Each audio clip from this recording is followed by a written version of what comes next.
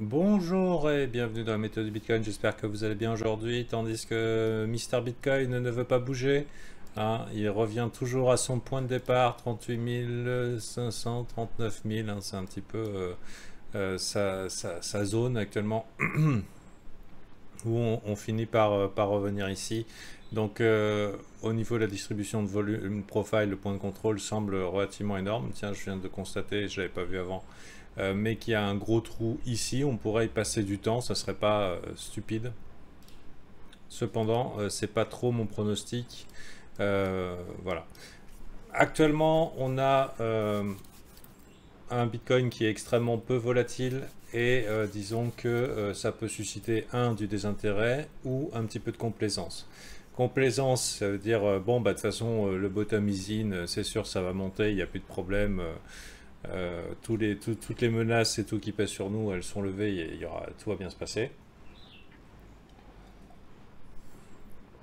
Et sinon, baissage de garde, ça veut dire peut-être maintenir des positions avec des stops ultra serrés, ultra courts, alors qu'en fait, la probabilité augmente qu'on ait un move violent bientôt.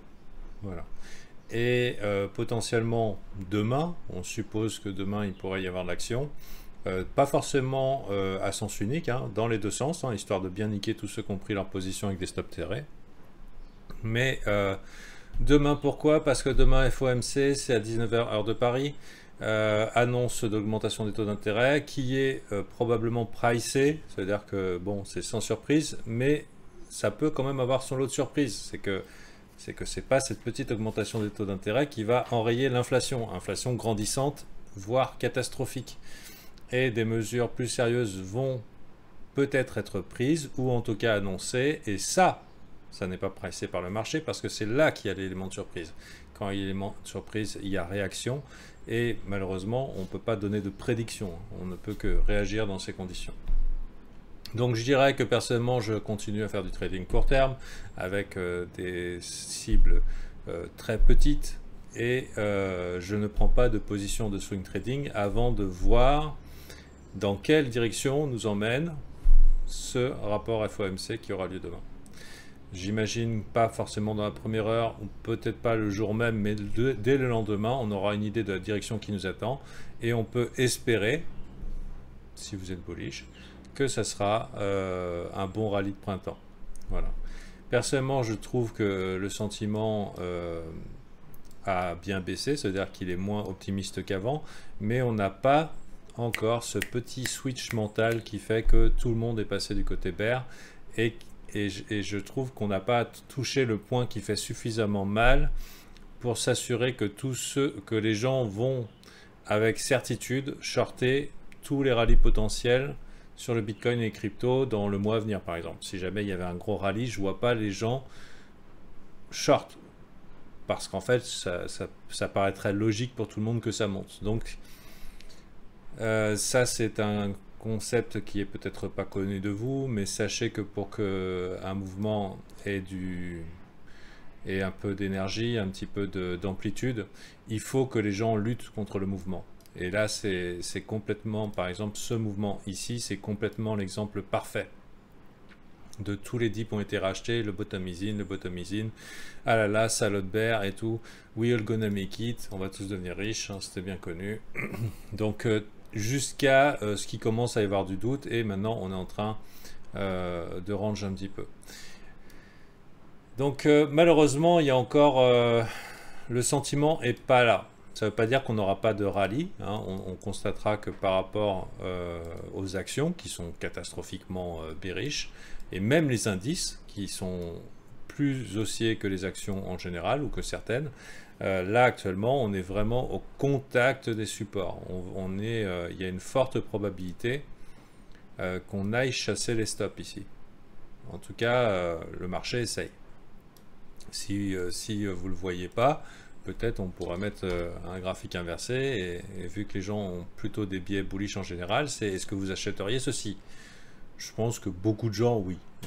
Bon, on a vu par le passé que ça n'empêche pas les marchés de se retourner, mais disons qu'une petite chasse au stop ici, une chasse au stop sur les indices, pendant un événement majeur genre limite historique. En tout cas, ça va être un peu un gros événement pivot de l'année.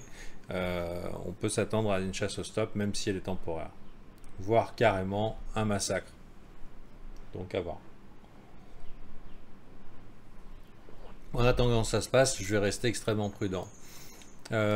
Si jamais les pires annonces sont arrivées, si c'est relativement catastrophique et que malgré ça le prix se met à monter, bah, je serai OK pour partir à la hausse. En attendant, j'attends ce switch total et complet de la psychologie de marché qui sera que ça ne peut que descendre. Quand tout le monde sera convaincu que ça ne peut que descendre pour une raison quelconque, bah, là on sera sûr d'avoir du jus. Sinon, si ça n'arrive pas, malheureusement ça signifierait que notre rallye qu'on pourrait avoir au printemps ne serait qu'un rallye de printemps. Voilà. Alors il faut savoir que les cryptos sont souvent impactés par la saisonnalité et que avril-mai c'est une bonne période. Mars ça l'est pas en général, mais avril-mai c'est une bonne période. Et si genre même en bear market il y avait que quelques mois à trade, ça serait pendant cette période, genre fin avril jusqu'à mai, et puis ensuite on prend ce que le marché nous donne et puis on se barre jusqu'à l'année prochaine. Ça paraît un petit peu bizarre de dire ça comme ça, mais vous imaginez pas par le passé les nombreux cycles déjà parcourus, le nombre de fois je me suis dit mais putain, j'aurais dû ne trade que cette putain de période et de rien faire autrement. C'est pour ça que j'ai été prudent jusque là et que ça se passe pas trop mal pour moi, mais sachez que je suis disposé à avoir un rallye de printemps.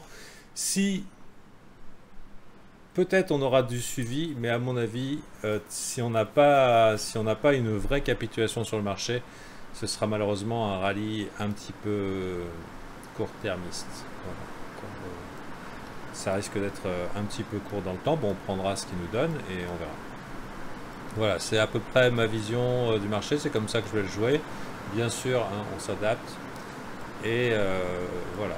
Donc si vous voulez pas vous faire découper, être pris en panique par une mèche surprise et tout, peut-être laisser passer l'événement FOMC demain. Et une fois que les gens se sont fait découper avec des méga mèches, éventuellement reprendre votre position et puis apprécier la suite qui pourrait être positif à partir du mois d'avril-mai. Mais sinon, je reste bearish. Je suis avant tout bearish, mais j'exclus pas un rallye de printemps. Voilà. Allez. Bonne journée à vous et à la prochaine. Vous avez jusqu'à la fin du mois, enfin du VIP, avant son augmentation de prix. Donc, je vous invite à regarder la vidéo sur le sujet. C'est une belle opportunité et je vous invite aussi à regarder les reviews des avis de VIP. Si vous avez un petit budget, c'est-à-dire si vous êtes étudiant, ne venez pas. Personnellement, je m'adresse à des gens qui sont en situation de perdre de l'argent parce qu'ils ne sont pas compétents sur les marchés. Et ce n'est pas l'argent des pattes ou l'argent de poche de papa et maman. C'est des pères de famille qui voulaient investir dans le Bitcoin parce qu'ils ont vu une opportunité, mais en fait, ils ont une somme beaucoup trop grosse pour leurs compétences et ils sont vraiment susceptibles de se faire massacrer parce que c'est beaucoup plus dur que ce que tout le monde peut vous dire. Donc, dans ce cas-là, je pense que c'est très important que vous veniez dans le groupe. Sinon, gardez vos sous, achetez un petit peu de Bitcoin, Ethereum si vous voulez, faites pas les foufous. Voilà, mais si vous êtes en train de risquer les économies de la famille sur les marchés, à mon avis, vous aurez besoin d'un petit peu de tirage de bretelles, de remise sur les rails et tout ce qu'il faut pour survivre dans les cryptos. Jus qui nous a laissé un sympathique review, je te remercie, c'est très sympa. Babléon aussi. Donc voilà. Si vous n'avez pas de sous, ah putain mais Fanta, tu t'intéresses qu'à ceux qui ont des sous. Bah ouais, je veux pas qu'ils les perdent. Je me sens concerné par leur situation. Parce que j'ai la même queue. C'est-à-dire je suis père de famille, j'ai des économies et le défi c'est de ne pas se faire défoncer sur les marchés pour ensuite en profiter. Si vous n'avez pas de sous, sachez que j'ai une formation gratuite qui s'appelle cours.trading.crypto.fr que j'ai sorti en 2019 avant le bull market sur les altcoins. On n'est peut-être pas encore au moment idéal pour acheter, mais j'avais arrêté de faire la promotion de ça parce que le bull run était passé. C'est-à-dire je vais pas donner une stratégie d'investissement altcoin alors que je pense que le meilleur moment du cycle est passé. Mais après un petit nettoyage de 50-70%, ça peut être pertinent pour 0 € sans venir donc dans mon service, de vous renseigner éventuellement de comment vous positionner dans les cryptos. C'est valable pour tout le monde. Il y a des gens qui ont fait un carton avec cette stratégie en 2020-2021. cours.tradingcrypto.fr. Voilà, c'est tout ce que j'ai à dire. Faites un crédit. Surtout pas. Il vaut mieux miser 10 balles. C'est pas possible 10 balles, mais il vaut mieux miser 10 balles à raison de 50 centimes de perte à chaque fois et de se construire une expérience que de se rendre compte qu'on ne sait pas trade, que le marché c'est compliqué et d'y perdre un héritage. Voilà. Ouais, malheureusement.